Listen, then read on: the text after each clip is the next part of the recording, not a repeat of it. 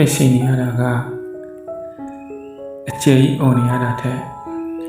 ပိုပင်ပန်းနေလောကကြီးကမျက်စံလို့ကျွန်တော်တို့တွေဟာကိုယ့်ရဲ့စိတ်ဝိညာဉ်ဘယ်နာမှကြံ့ရိပ်ခဲ့နေဆိုတာတော့မိနိတတ်ကြတဲ့လူတွေကြားထဲမှာပြုံးနေရပြီမယ်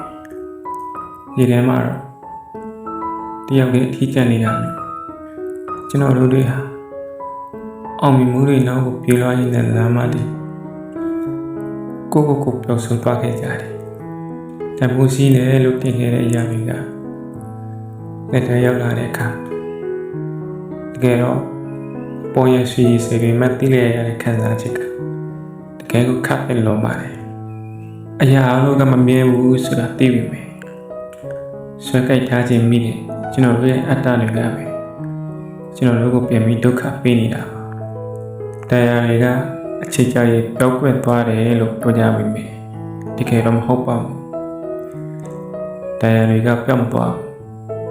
အဲ့ဒီတရားတွေနဲ့ရင်မအောင်ကျွန်တော်တို့ကပဲတည်ယူခဲ့ရတာပါ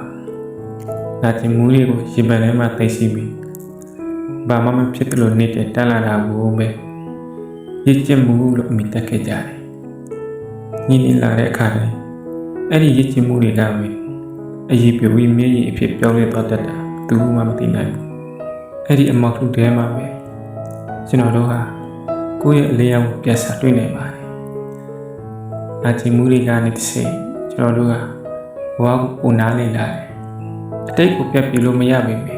။အနာဂတ်ကိုတော့ကျွန်တော်တို့ရွေးချယ်ဖို့ရှိပါသေးတယ်။ရှုပ်ရှုပ်သွားတဲ့အရာတွေအတွက်ဝမ်းနဲ့မနေပါနဲ့လို့အခုမင်းရဲ့ရေပန်ထဲမှာခုန်နေတဲ့နှလုံးခုန်တန်းကမင်းအတွက်အသက်တစ်ပတ်စားတဲ့ကိုချစ်ပေးနေတာပါ။